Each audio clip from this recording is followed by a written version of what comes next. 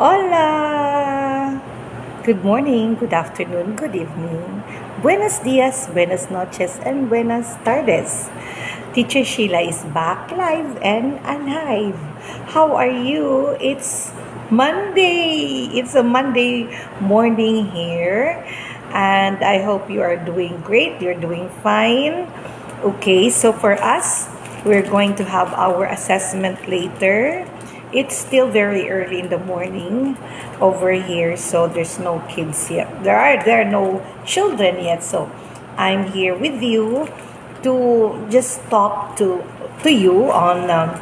The last time I talked to you is it has something to do with classroom management, right? Now today let's have a short review with that classroom management, and then I'll talk about remediation, no? Learning remediation with the kids. Okay, so classroom management also, my dear, is it has something to do with the, not only taming the students, taming the teachers, but giving us the opportunity to relax, because our class is doing great. The children are doing fine. They know the rules. For us teachers, we just have to make use of the hand signals or something to do with that, and then the children can already follow and they can already do whatever they need to do, because they know already. They exactly know already what to do. So it makes our life more relaxed and easy for that matter. Also, we said that classroom management is very, very essential, because without it, it will be a chaotic environment. No? It's so chaos, and I just can't imagine without classroom management. So, back to the classroom management, I did the talk part 1, part 2, and part 3. For those who are asking for part 2 and 3, I already posted it. Okay? So please scroll a little bit, scroll. Alright. Now, those who are asking for materials, I think before we ask Teacher Sheila, let us scroll first, because I think I have posted a lot of materials for us, and those materials are for reading, writing, math. There are a lot, from kindergarten to grade 6. But mostly my materials are for primary students, because I am a primary teacher. Okay, so for those who are asking for, what's that? Technology something. I am a primary teacher. Okay, so my purpose here is to share whatever I have for the primary kids. Now, for the primary kids, you might be asking also that why is the instruction so simple? If it is very simple, that is not for us. Okay, because there are some followers who are telling me that that's so easy. That's, why are you posting those? They're so easy. Actually, that's not for us. It's for the children. Again, for the children. Everything I am posting here are for the children, mostly. Now, for the teachers, I am also posting instructional materials that they can use. Okay, so the teachers know that. The parents also know that. Okay, so what else? Just go back to the previous talk that I had about classroom management, so that we can have a little review on it, and then more to come. Also, more to come. More sharing on classroom management. Tomorrow, the following day. But for now, I just want to talk about remediation. Okay, when you say remediation, it has something to do with helping the child, no? Helping the children. For example, they are really slow in a particular subject, or they have that challenge in that particular subject. So we need to stop, look, and listen to them, to these children. we said that our class should be inclusive, so we have to be aware of those children who really need our help, because in this we can help them as well. Also with the parents, no, we can help parents on how to deal with with their children who has challenges in math, for example, or in reading. Just like what we said before, that pandemic had really cost us something. The children really had that. There is an effect. I mean, there is an effect. Pandemic has a great effect on our kids because they were not being taught properly on how they're going to read, on the ways to know how to read, because not all parents can teach. Not all parents know how to teach. Okay. Lucky for those who really know how to teach their kids, right? Okay, but not everybody. Okay.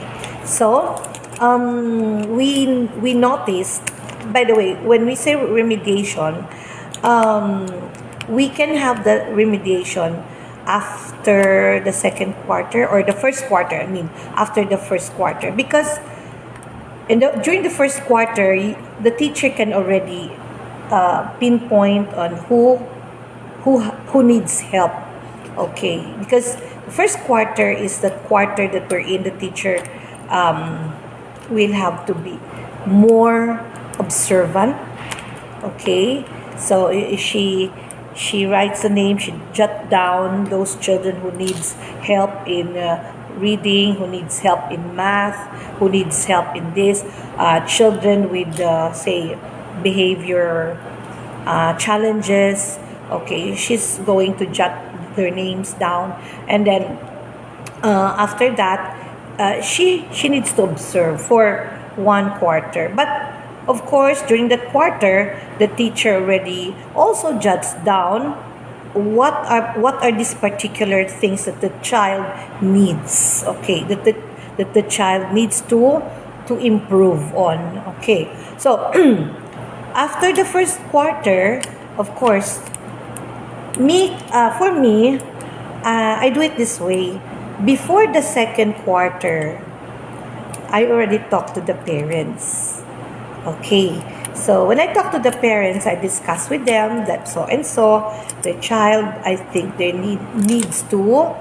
Okay, so I think we need to sit down with this child because the child needs this and that. Okay, so the parents are already aware. They're already aware on the needs of their children, or the needs of their child. And then after that, remediation comes in. Okay, remediation comes in during the second quarter. Or some parents even have talk to me during the first quarter, and some of the parents, I mean, they're very straightforward also, that, teacher, my child really needs this and that, because they are aware of their children's needs already. Okay, so with that, of course, the teacher will at the same time tell the parents that, okay, ma'am, we have to give time for the child to explore things, to adjust, and we'll see the second quarter, we'll see. Okay, because most of the parents here, they know their child's capabilities, especially if they're not reading, if they have challenges in math, something like that. So they themselves will talk to the teacher. So teacher also will discuss with them, and at the same time we'll ask the parents if the teacher can observe the child first, and given a particular time, because some of these kids, they just need to warm up. Warm up, meaning like a vehicle, for example. We just have to warm them up, and then they're very good already. Okay, so most of them just need to warm up. Okay, now I have some students previous years.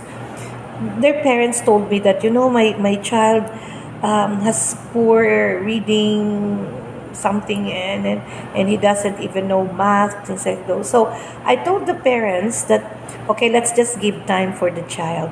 Mom, let's give me time also, that I have to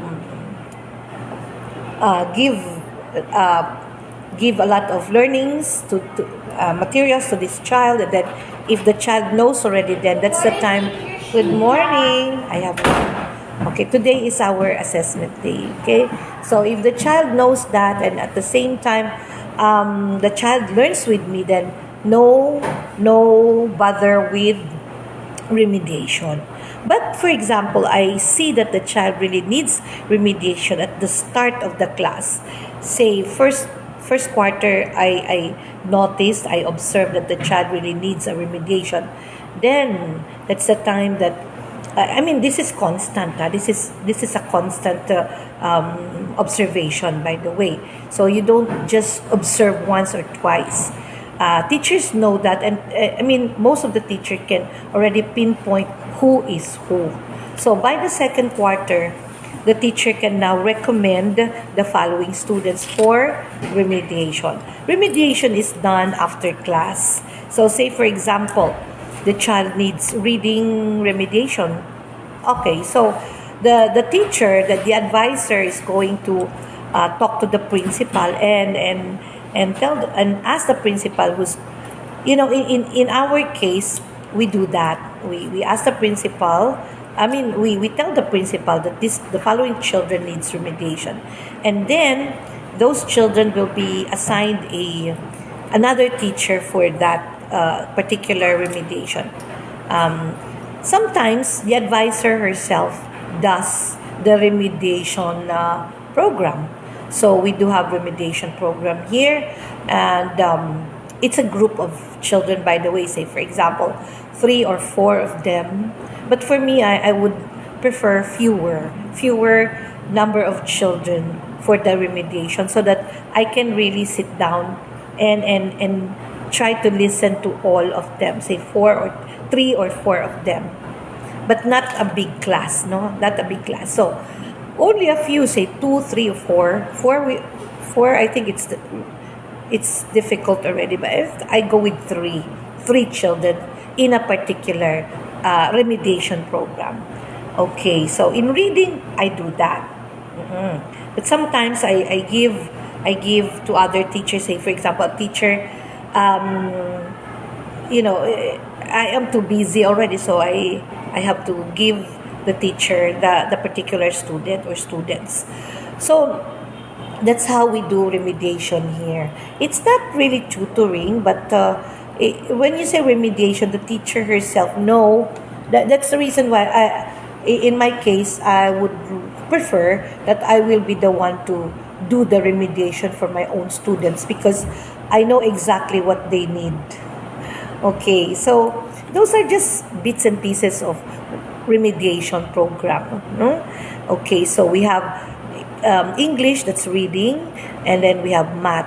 Now, those are the two, really, those are the two subjects that most of the time, we do have remediation, because the other subjects we can handle it. We can handle it during our class. Okay, so I'll see you when I see you, because I still have a lot of things to share with you. More classroom management, more classroom remediation, things like those, and then I would be doing some more short videos for arts and crafts as well. Okay, so I'll see you when I see you. God bless. Bye for now. Thank you.